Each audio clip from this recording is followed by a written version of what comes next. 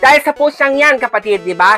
Independent daw siya. Pero alam mo, nag-research ang mga netizens talaga na si Chelsea Manalo pala ay model ng Mercator. Oh! Kaya pala magaling siya talaga mag-project. Pero ang tanong na lahat, ano ba ang Mercator na to? Sino ba ang may-ari? Ito kapatid, papalabas natin, ang may-ari pala ng Mercator na ito ay isa si Jonas Gafud. Oh. Ayan, makikita mo sa screen. So, kina-question ngayon ng marami, kaya pala wala silang pinapanalong tiga-binibining Pilipinas daw dahil siya papanalo nila kung ano yung connected mismo o alaga ng Miss Universe. Alaga pala siya ng Mercator, alaga pala siya nila Jonas Gafud.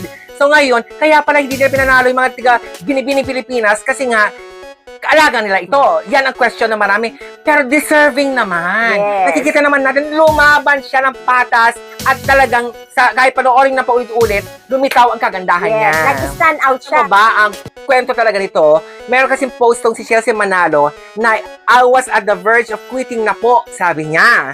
Medyo matagal yung competition this time. Inabot siya ng 4 months. So, dahil ako po, I came in here as independent. Ayun, pag-usapan natin independent niya. Madugong pambabash kay Chelsea. Yes, ang sabi ni Sakura Nakamoto, same sentiment din ako, Bex. Nandidiri ako sa nanalo. Hindi na ako umaasa this year sa Miss U.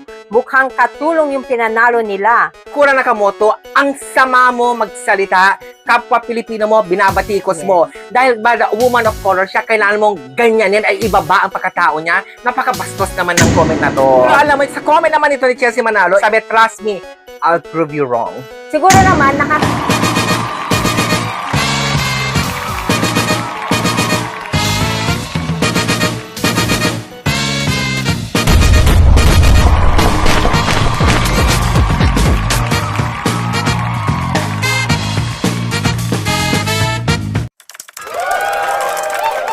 Welcome to the NA! Ayan, pag-usapan natin ngayon ang pagkapanalo ni Miss Chelsea Smith na kine-question ng marami. yes, ang daming mga bashers, mga disappointed kung bakit daw siya ang nanalo. Oo, kasi nga, hinanapan talaga siya ng butas. Pero kapatid, umpisahan muna natin sa kanya ang matinding pambabatikos sa kanya ng ibang netizens. Hindi siya bet talaga. Basahin mo nga at ang madugong pambabash kay Chelsea. Yes, ang sabi ni Sakura Nakamoto, same sentiment din ako, Bex. Nandidiri ako sa nanalo. Hindi na ako umaasa this year sa Miss U.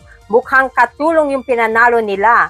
Di naman kagandahan magsalita. Alam mo, Sakura Nakamoto, ang sama mo magsalita, kapwa Pilipino mo, binabatikos mo. Dahil ba the woman of color siya, kailangan mong ganyanin ay ibaba ang pagkatao niya. Napakabastos naman ng comment na to. Yes, huwag natin siya i-drag dahil naiiba ang kulay niya. Kasi black is beautiful. Yes. Karamihan sa nanalo sa Miss Universe, di ba?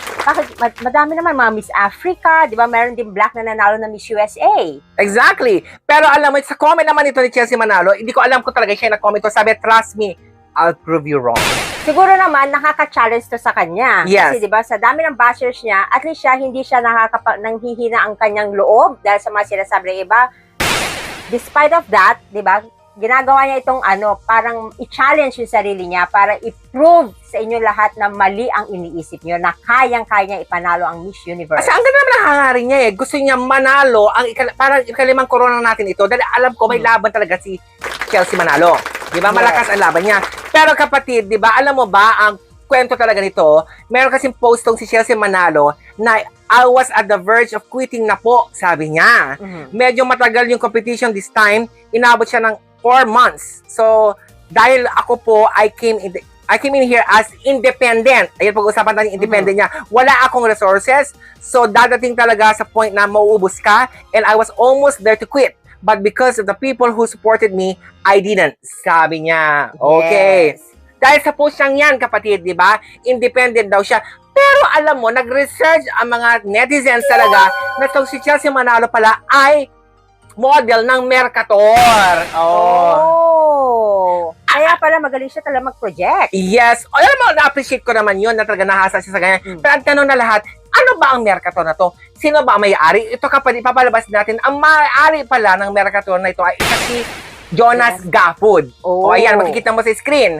So, kina-question ngayon ng marami, kaya pala wala silang pinapanalong tiga-binibining Pilipinas daw dahil siya papanalo nila kung ano yung connected mismo o alaga ng Miss Universe na, ito, sa Mercator model na si Chelsea Manalo. Anong opinion mo dito? Yes. Kung gano'n yung nangyari, syempre, yung disappointment ng mga tao na dahil siya ang nanalo, talaga naman, Alaga nyo pala. yes, Parang ganon. alaga nyo. So, hindi haka-haka lang yung pagiging disappointed ng mga netizens. Oo. Yung pangbabash nila lahat. Kasi syempre lahat naman tayo may kanya-kanyang kandidata. Diba? Pero yung una kasi nakita ko si Chelsea, akala ko para siya di si Susmita Sen. Yes, Diba? yes. Yung Oo. hindi napapansin ng crowd. Pero dun sa mismong question and answer portion, siya pala ang nagwagi. Alam mo, sa tinatanong nila, alaga pala siya ng Mercator, alaga pala siya nila Jonas Gafford. So ngayon, kaya pala hindi nila pinanalo yung mga tiga Binibini Pilipinas kasi nga, alaga nila ito. Yan ang question na marami.